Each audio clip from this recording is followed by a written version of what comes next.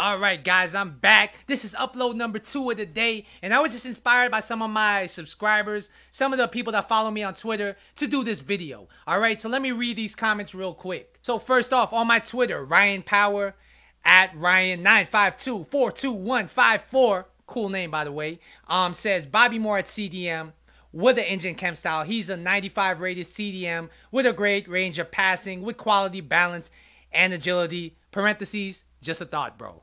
And then on my YouTube channel today, Hari Laliji, I'm sorry if I butcher your name, man. He writes, can you do a Prime Moments Bobby Moore review? Please, I've heard really good reviews from him and his stats look insane. Please review him as there's not many in YT. So because of you guys, I'm going to do this review. Hopefully you guys enjoy it. Let's get it. What's going on, YouTube? It's your boy, One Star Weakfoot, and we're back for episode number 2 of today, because we're double uploading today because we gotta do this Prime Icon SBC Bobby Moore review.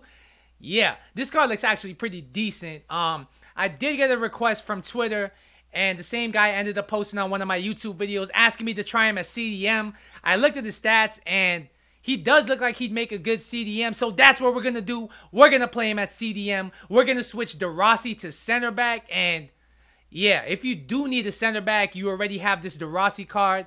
This DeRossi card makes an insane center back. I didn't like him that much as a CDM, as you guys know, but as a center back, this guy is actually really, really nice. Just in case you already have him and you don't know how to use him, yeah, you should try him at center back.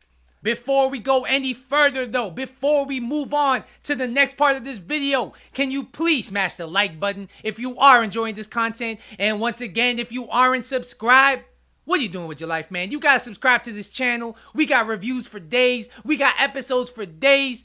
And yeah, so if you look at this card, he's 5'10". He has medium work rates. So as a center back, you're probably not gonna like how he plays in game. I mean, he just has too many weaknesses.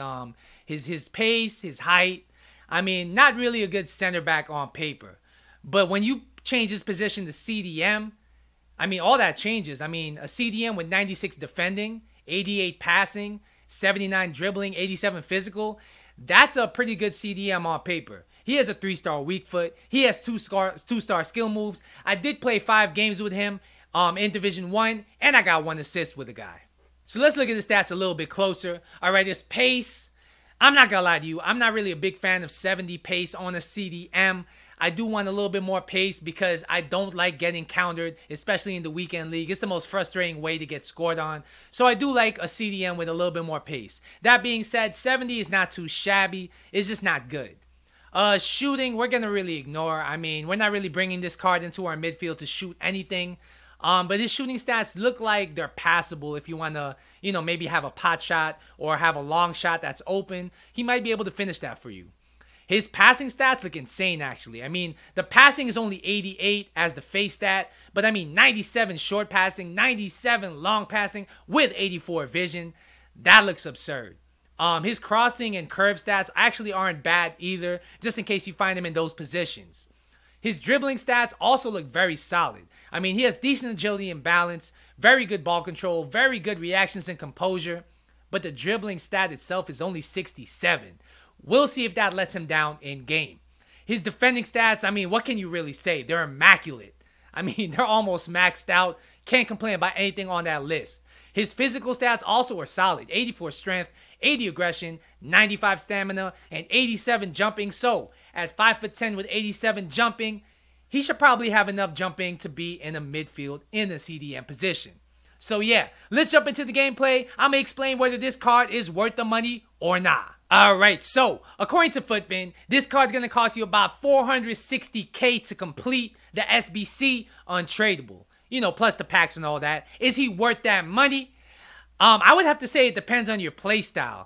Initially going into this review, I thought he wouldn't be worth the money. I thought he wouldn't play good in game just because of the pace, the height, the work rates, yada, yada, yada. But I was pleasantly surprised, all right? So his pace, 70 pace, it's still not that good in game. I did throw an engine chem style on him to make him smoother, to add to his dribbling, to add to his pace. If you push up too far with this guy, you'll find that he is a bit slow to track back. If you control him and track him back yourself, He's not the fastest, and if you do get countered and you don't have any faster midfielders in your midfield to cover for him, you might get caught out. So his pace is definitely not the best. It's not horrible, and if you do what you're supposed to do with this card, if you stay in the midfield, if you don't push into your offense too much, then he probably won't let you down.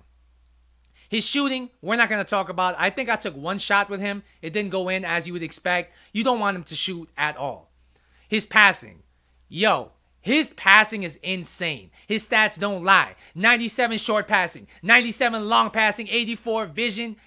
His passing was probably my favorite part about this card. I mean, he is a really, really good passer of the ball. He's like Perlo in your midfield. He's just spraying through balls. Any kind of pass you want to pass, he can do. He's a very, very viable deep lying playmaker. And not only that, he has very high composure. So when your opponent is really pressuring you in the midfield, you don't really have to worry. You can just hit that pass anyway. He'll still complete it with high accuracy. I am really, really loving this passing. I'd have to rate it a 10 out of 10. His dribbling. All right, so dribbling-wise, I would say he's actually pretty decent as long as you don't sprint, as long as you don't hit the ball too far ahead of you. His agility is not bad. I mean, he's quick enough to execute a ball roll, quick enough to make quick turns to get off passes. But where he really does let you down at times is if you do too much with the card. If you're going to start sprinting with the card, hitting the ball in front of you, he's not really going to be able to do that at a high level. Also, if you do an L1 fake shot, anything like that where the ball goes too far in front of you, he's not really going to be at his best. He might get dispossessed. However, if you keep it simple with him, if you keep it close to his body, he's actually very, very, good at dribbling in tight spaces if you know what to do. And he's not going to let you down in that regard. He's not very clunky at all. He just doesn't feel comfortable when you do too much with him on the ball, if that makes sense. I would rate his dribbling at like a 7 out of 10. Not the worst, not the best, but usable. His defending. Oh my. His defending was insane. He has 96 interceptions, and it's like he has a magnet on his feet. He is always, always, always in position to make an interception on the ball. He's also like a loose ball magnet. He has 94 reactions. That's probably why. Anytime there's a loose ball around him, it's actually not a loose ball. He's getting the ball. It's going to his feet. And it's actually crazy how many loose balls he scoops up, how many interceptions he makes. He is the master at breaking up play before it gets to your defense. And that for that reason, he actually makes a very, very good CDM. I mean, I'm really, really enjoying the interceptions of this card. Not only that, his stand tackling was very clean. Even against stronger players, if you go 50-50, into a challenge with him, like if you're trying to nudge them off the ball, he won't necessarily outmuscle them, but he'll just find a way around them and make that tackle. I noticed that a couple times with this card, and I really enjoy his tackling overall. It's very clean. I didn't really get called for any fouls with him, and he would come away with the ball 9 times out of 10. So I would rate his defending at pretty much a 10 out of 10. I mean, there is no flaw to his defense as long as you play him in the midfield. So his physical stats, do they let him down? I would say no. His stamina is 95. He does not get tired. His strength is just enough to really hang with like the bigger players in the midfield, to hang with the Ronaldos of the game. He's not going to outmuscle them, but like I said, he has enough strength to put a nice challenge in to really make them think twice about making moves around him. His jumping is just enough for the midfield, I would say. He's good in the air. He's not great, but he'll win enough headers. He'll challenge enough for the headers, and he won't let you down in that regard. So what would I rate this card out of 10? As a CDM, I would have to say he's an 8 to 8.5 out of 10. I mean, I was playing in Division 1 against some pretty good opponents, and it was hard for them to actually score on me. He would always be there to intercept the ball, to make a clutch tackle, to scoop up a loose ball. He was just there to break up the play, and that's exactly what you want your CDM to do. He was very, very good in that regard, and as long as you don't play to his weaknesses, meaning that you don't push too far ahead with him, meaning that you don't dribble too much with him, you're really going to like this card, honestly. His passing and defense combo make him the perfect CDM, in my opinion. And yeah, I really enjoyed this card. All right, so I'm going to compare this card to Flashback De Rossi because I actually find that they excel at certain things and they have the similar weaknesses. So they're very similar in game, to be honest. So pace-wise, who's better? I would say De Rossi does edge him out for pace. It's not a huge difference. It's not really a big difference because Moore is very He has more agility than this De Rossi card, and it does show in game. So when it comes to turning, when it comes to being turned by more agile opponents, you're going to want more in that situation. But when it comes to pure pace, running in a straight line, De Rossi's just slightly faster than him in game. Passing. I would say their passing is dead even, honestly. One of my favorite things about that flashback De Rossi card was his passing, and this Moore is just as good as him as far as passing goes. Both of them are really good as far as spraying long passes, short passes. They both have very good composure as well, so they're very press resistant if you one-touch pass with them. But they both also have the same weakness as far as dribbling. De Rossi is very clunky in my opinion. I just don't enjoy moving with him at all in the midfield. As far as dribbling goes though, I would have to give the edge to Moore. Moore is a slightly better dribbler, and that just really comes down to his agility and the fact that he's smaller. So it's easier to maneuver with him in the midfield. It's still not ideal. I still wouldn't do too much with him, but I'd rather have him in a tight situation in the midfield than De Rossi. Defending wise, I don't know. Honestly, I can't call it. It's just about the same. De Rossi is more physical than this card, so he's going to put in stronger tackles. But Moore is much better at intercepting the ball. I actually like Moore's interceptions more than most cards I've tried this year. He has really insane interceptions. And that's not to say De Rossi is a slacker when it comes to interceptions, because he's not. But I would have to say his interceptions are not as good as Moore. De Rossi's tackles, I would have to say, are slightly better just because he has the added physical, the added size that Moore doesn't.